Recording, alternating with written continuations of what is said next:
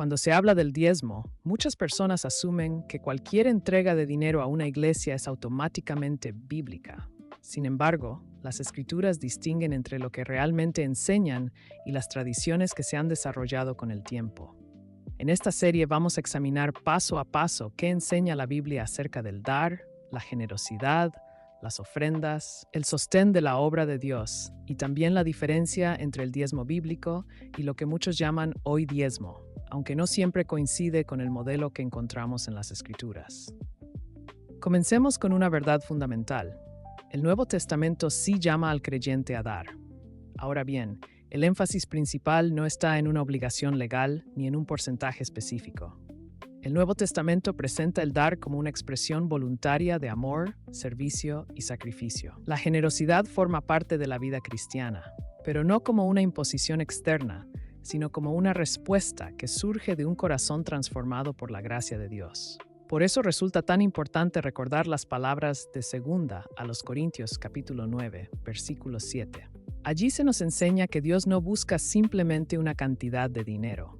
Dios mira el corazón. El apóstol Pablo enseña que cada creyente debe dar como propuso en su corazón, no por presión, manipulación o necesidad impuesta por otros.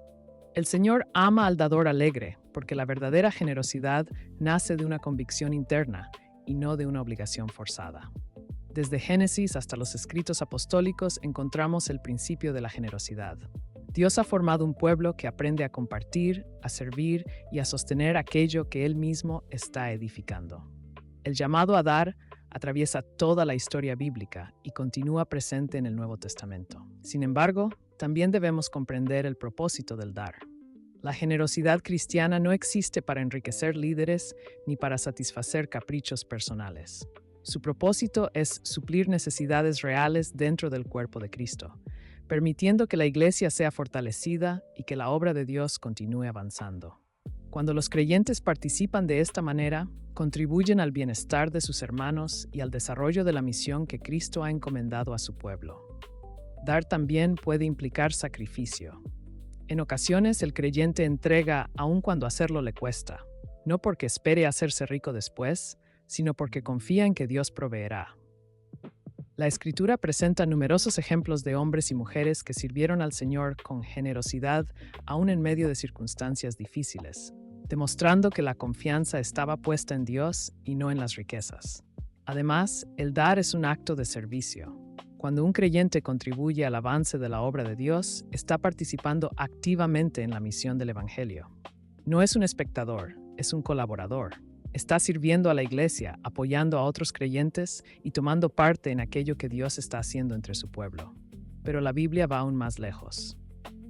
El dar también es un acto de adoración y de confianza. Por medio de la generosidad reconocemos que todo lo que poseemos proviene de Dios y que somos administradores de lo que Él ha puesto en nuestras manos. Al dar, honramos al Señor y expresamos nuestra dependencia de su provisión.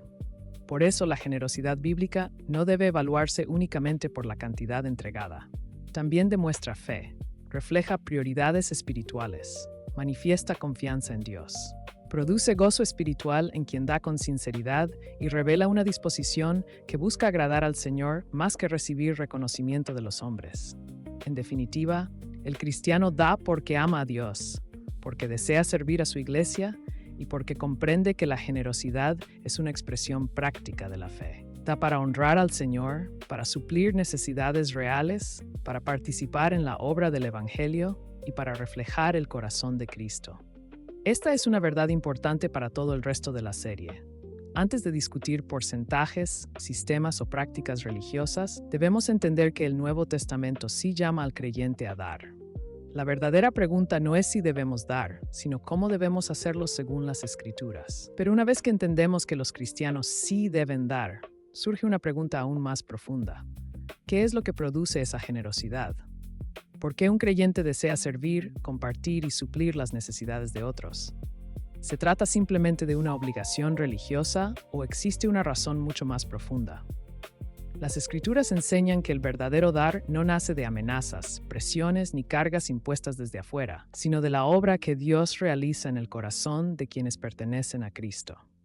La generosidad no es el resultado de una obligación externa, sino el fruto natural de una vida transformada. Y eso es precisamente lo que veremos en la siguiente infografía. Ya vimos que el Nuevo Testamento sí llama a los creyentes a dar, pero ahora surge una pregunta importante. ¿De dónde nace esa generosidad? Muchas veces se piensa que las personas dan porque alguien las obliga, porque sienten presión o porque tienen miedo de las consecuencias de no hacerlo. Sin embargo, la Biblia presenta una realidad muy diferente. Cuando una persona pertenece a Cristo, Dios transforma su corazón. Cambian sus prioridades, sus deseos y su manera de ver a los demás. Lo que antes parecía una carga, comienza a convertirse en una expresión natural de amor y servicio. Por eso la generosidad cristiana no nace principalmente de reglas externas. Nace de una vida transformada por la gracia de Dios. El creyente no da para ganar el favor de Dios, porque ya ha sido recibido por gracia. Tampoco da para evitar una maldición o para cumplir una exigencia religiosa. La Escritura enseña que el Espíritu Santo produce en los creyentes frutos que reflejan el carácter de Cristo. Entre esos frutos encontramos el amor, la bondad y la preocupación por el bienestar de otros. Cuando estas realidades están presentes, la generosidad comienza a fluir de manera natural. Por esa razón, el verdadero dar no debe ser motivado por amenazas, manipulación ni presión humana. Dios no busca personas que entreguen por temor, busca corazones que respondan con gratitud a lo que Él ya ha hecho en sus vidas. En otras palabras, la generosidad bíblica es el resultado de una nueva naturaleza. El creyente da porque ama a Dios, porque ama a sus hermanos y porque desea servir. No se trata simplemente de una acción externa, sino de una evidencia de la obra que Dios está realizando en el interior. Y esto nos lleva a una pregunta muy importante. Si el dar nace de una vida transformada, ¿qué diferencias existen entre esa generosidad voluntaria y los sistemas religiosos que convierten el dar en una obligación? Eso es lo que comenzaremos a examinar en la siguiente infografía. Al observar cómo muchas iglesias presentan el diezmo en la actualidad, encontramos un patrón que se repite con frecuencia. El diezmo suele enseñarse como una obligación para todos los creyentes, estableciendo el 10% como la medida que Dios espera de cada cristiano. En muchos casos, esta enseñanza va acompañada de advertencias sobre posibles consecuencias espirituales para quienes no cumplen con ella. Algunas veces se relaciona la bendición de Dios con la entrega de esa cantidad específica, y se utilizan ejemplos del Antiguo Testamento como si fueran mandatos directos para la Iglesia del Nuevo Testamento. El resultado de este enfoque puede ser muy diferente al modelo de generosidad que hemos visto hasta ahora. En lugar de producir libertad y gratitud, muchas personas terminan dando por presión, por temor o por un sentimiento constante de culpa. El énfasis deja de estar en el corazón y se traslada a una cifra. Además, esta manera de presentar el tema suele generar divisiones innecesarias entre creyentes sinceros. Quienes cuestionan la enseñanza tradicional del diezmo son vistos en ocasiones como personas rebeldes, inmaduras o poco comprometidas con Dios. El debate deja de centrarse en las Escrituras y comienza a girar alrededor de posiciones que pocos se atreven a examinar. Sin embargo, la Biblia enseña que Dios no evalúa la fidelidad de una persona por un porcentaje específico, sino por la condición de su corazón y por la manera en que administra aquello que Él le ha confiado. El llamado bíblico es a dar con fe, amor, integridad y sabiduría, no simplemente a cumplir una cuota establecida por otros. Pero si estas diferencias existen y si muchos creyentes tienen preguntas legítimas sobre el tema, surge una cuestión aún más preocupante. ¿Por qué en tantos lugares resulta tan difícil hablar abiertamente del diezmo? ¿Por qué quienes hacen preguntas suelen ser vistos con sospecha o rechazo? ¿Y por qué un tema tan importante parece estar rodeado de tanto silencio? Eso es precisamente lo que comenzaremos a considerar en la siguiente infografía. En la infografía anterior, vimos que en muchos lugares el tema del diezmo se presenta como una obligación que pocos se atreven a cuestionar. Pero esto nos lleva a una pregunta todavía más profunda. ¿Por qué existe tanta resistencia a examinar esta enseñanza a la luz de las Escrituras?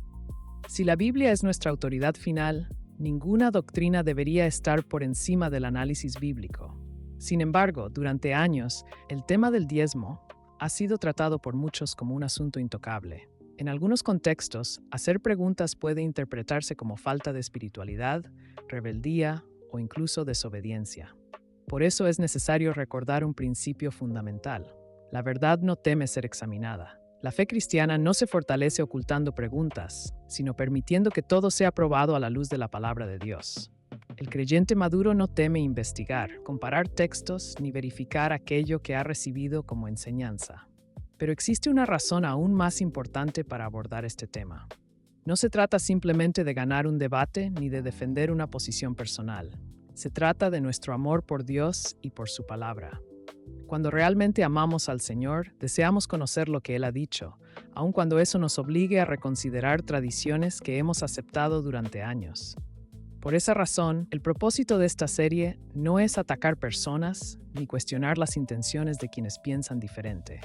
El objetivo es examinar las Escrituras con humildad, respeto y sinceridad, permitiendo que la voz de Dios tenga la última palabra. Y eso nos lleva al corazón de todo este estudio. ¿Por qué resulta tan importante buscar la verdad sobre este tema? ¿Qué relación existe entre el amor a Dios, la obediencia a su palabra y nuestra manera de entender el dar cristiano?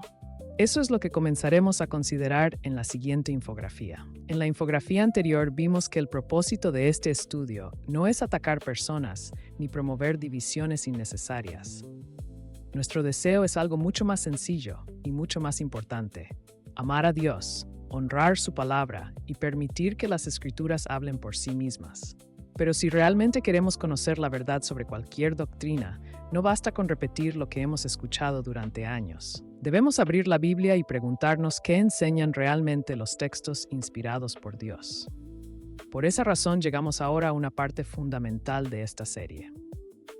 Después de hablar de la importancia de examinar nuestras creencias, es momento de observar directamente los pasajes del Nuevo Testamento relacionados con el dar cristiano.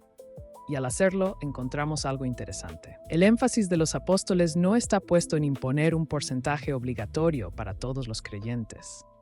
Más bien, una y otra vez encontramos principios como la generosidad, la libertad, la disposición del corazón, el amor a Dios y el cuidado de las necesidades de otros. Cuando Pablo enseña acerca del dar, habla de hacerlo con alegría y de manera voluntaria. Cuando instruye a las iglesias sobre las ofrendas, habla de apartar según lo que cada uno haya prosperado. Cuando describe la vida cristiana, enfatiza la gracia de Dios obrando en el corazón del creyente. Y cuando se refiere al nuevo pacto, presenta una relación en la que Dios escribe su ley en el corazón de su pueblo, no simplemente un sistema de obligaciones externas. Esto no significa que el cristiano deba ser egoísta o indiferente. Todo lo contrario. El Nuevo Testamento llama a una generosidad profunda y sacrificial. Pero esa generosidad surge de la gratitud, del amor y de la obra transformadora de Dios, no de la imposición de una cuota religiosa. Por eso es tan importante examinar cuidadosamente cada uno de estos textos. No queremos construir nuestras convicciones sobre tradiciones, costumbres o prácticas heredadas. Queremos fundamentarlas en la enseñanza apostólica y en el mensaje completo del Nuevo Testamento. La pregunta ya no es qué dicen las tradiciones sobre el dar. La pregunta es, ¿qué dicen realmente las Escrituras? Y eso es precisamente lo que comenzaremos a estudiar en la siguiente infografía, examinando los principales pasajes del Nuevo Testamento que hablan acerca del dar cristiano. En las infografías anteriores hemos visto la importancia de examinar nuestras creencias a la luz de las Escrituras. También hemos considerado que el propósito de este estudio no es defender tradiciones ni atacar personas, sino permitir que la palabra de Dios sea nuestra autoridad final. Ahora llegamos a una pregunta muy importante. ¿Qué enseña realmente el Nuevo Testamento acerca del dar cristiano? Para responderla, debemos observar algunos de los principales pasajes que hablan sobre este tema. Y cuando reunimos esos textos, encontramos varios principios que aparecen una y otra vez. En primer lugar, el Nuevo Testamento enseña que el dar debe ser voluntario y alegre. Pablo escribe que cada uno debe dar como propuso en su corazón, no con tristeza ni por obligación. Esto nos muestra que Dios no busca simplemente una acción externa, sino una actitud correcta delante de Él. En segundo lugar, encontramos que el creyente debe dar según lo que Dios le ha prosperado. Los apóstoles no presentan una misma cantidad para todos, sino que reconocen que cada persona tiene circunstancias diferentes. El énfasis está en la fidelidad y no en una cifra idéntica para todos los creyentes. También encontramos la importancia de la disposición del corazón. Pablo enseña que la ofrenda es aceptada según lo que uno tiene y no según lo que no tiene. Dios conoce perfectamente la situación de cada creyente y mira más allá de los números para observar la sinceridad de la persona. Otro aspecto fundamental es el ejemplo de Cristo. El Nuevo Testamento presenta la gracia de nuestro Señor Jesucristo como el modelo supremo de generosidad. Él se entregó por nosotros y mostró el amor más grande que puede existir. Por eso, el dar cristiano encuentra su inspiración principal en Cristo mismo. Además, estos principios aparecen dentro del contexto del nuevo pacto. Dios promete escribir su ley en el corazón de su pueblo. Esto significa que la obediencia cristiana no depende solamente de mandamientos externos, sino de una transformación interior producida por la gracia de Dios. Los apóstoles también enseñan que las ofrendas tienen propósitos concretos. Deben servir para suplir necesidades reales, ayudar a quienes sirven fielmente y fortalecer la obra del Evangelio. El dar cristiano nunca aparece como un acto vacío, sino como una expresión práctica de amor hacia otros. Finalmente, el Nuevo Testamento vuelve a enfatizar la generosidad. Los creyentes son llamados a dar con liberalidad, con gozo y con gratitud. No porque alguien los obligue, sino porque han sido transformados por la gracia de Dios. Cuando observamos todos estos pasajes juntos, comenzamos a notar un patrón muy claro. El énfasis aparece constantemente en la disposición del corazón, en la generosidad voluntaria, en la gracia, en el amor y en la fidelidad delante de Dios. Y al llegar a este punto, surge una pregunta inevitable. Si estos son los principios que encontramos repetidamente en el Nuevo Testamento, ¿cuál es entonces el verdadero fundamento del dar cristiano? ¿Se trata principalmente de una obligación legal o de una respuesta que nace de la obra de Dios en el corazón del creyente? Esa es precisamente la pregunta central que comenzaremos a considerar en la siguiente infografía. Después de todo lo que hemos considerado a lo largo de esta introducción, llegamos finalmente a la pregunta central de este estudio. Y es una pregunta más importante de lo que muchas veces imaginamos. Cuando hablamos del dar cristiano, ¿estamos hablando de una obligación que debe cumplirse por ley, por necesidad y por exactitud? ¿O estamos hablando de una respuesta que nace de la fe, de la gratitud y de un corazón transformado por Dios?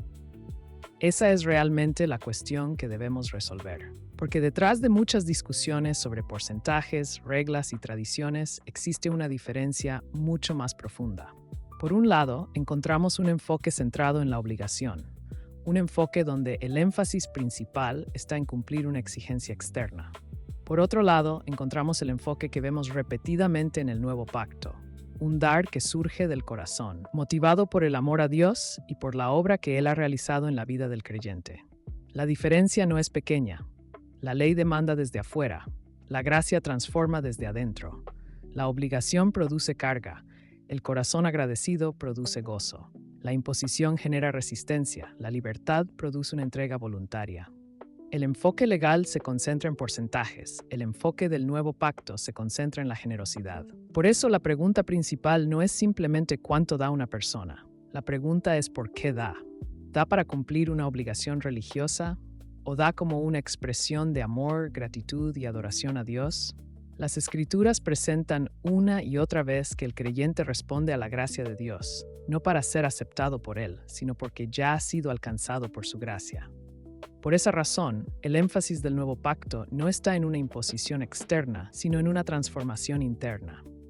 Y quizá ningún versículo resume mejor este principio que las palabras del apóstol Pablo cuando dice: «Cada uno dé como propuso en su corazón, no con tristeza ni por necesidad, porque Dios ama al dador alegre». El propósito de Dios no es simplemente recibir algo de nuestras manos. Su propósito es tener hijos que le amen, que confíen en Él y que respondan a su gracia con gratitud, generosidad y gozo. Con esto concluimos la introducción de nuestro estudio. A partir de este momento, comenzaremos a examinar directamente las Escrituras para responder la pregunta que hemos planteado y descubrir cuál es realmente el lugar del diezmo dentro de la revelación bíblica.